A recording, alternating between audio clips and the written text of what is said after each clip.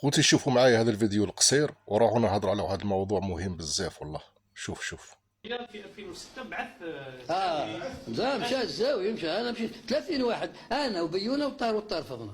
رفضته رفضنا. اقترح عليك من ظرف طبعا انا قلت له سيد الرئيس، انا لست في حاجه الى تمويل حجتي، اذا اردت الحج فالاحسن ان يعني تحججوا فقيرا مباشره. ده موتو هذوك البوليسيه تاع الموتو كذا. بيونه قالت له سيد الرئيس ما زلت نشرب، اسمح لي. فاحلى في هذاك الوقت مش حاجه سهله. وطار قالوا انا مسلم. طار انا خاطيني. اخوتي كي شفت هذا الفيديو ودخلت لي كومونتير لقيت بزاف لي كومونتير كاتبين بيونه علمانيه يعني كيقصدوا بها يعني كافره، يعني ما تامنش بربي. وعليه هذه بغيت ندير هذا الفيديو، بغيت نفهم بعض الناس بالشيله العلمانيه. بزاف ناس ما يعرفوش الشيله العلمانيه، حاسبين بلي الانسان العلماني هو الانسان الكافر. وهي اصلا العلمانيه ما عندهاش علاقه بالانسان خوتي.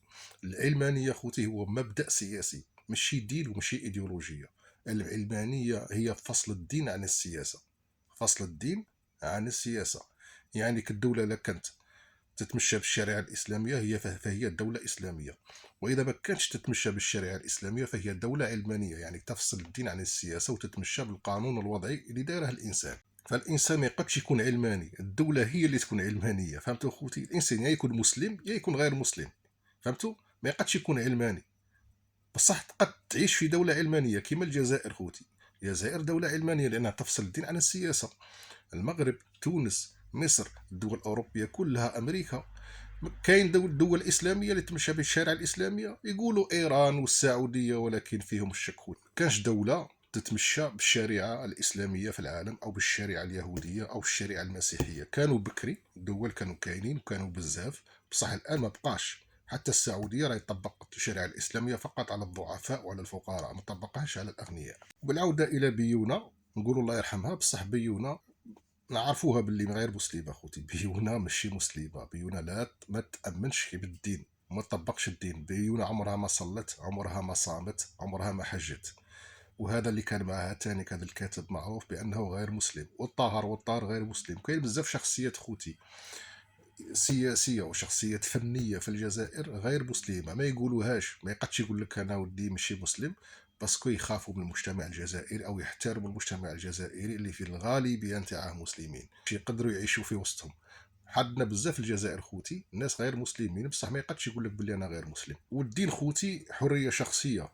بآية من القرآن الكريم، الله سبحانه وتعالى في القرآن يقول لك من شاء فليؤمن ومن شاء فليكفر إن اعتدنا للظالمين نارا أحاط بهم سرادقها. يعني كالحساب تاع هذو الناس اللي ما يأمنوش بالدين، حساب تاعهم هي يوم القيامة خوتي، ماشي في الأرض. في الأرض احنا ما عندناش حق نحاسب الإنسان على الاعتقاد الديني تاعه. من حق أي إنسان يعتقد بأي دين أو يكفر بأي دين. الحساب مشي في الدنيا خوتي. الله سبحانه وتعالى توعد هذا الناس بالحساب يوم القيامة، يعني مشي احنا اللي متكفلين باش نحاسبوا هذا الناس على ما مش مسلمين ولا لا.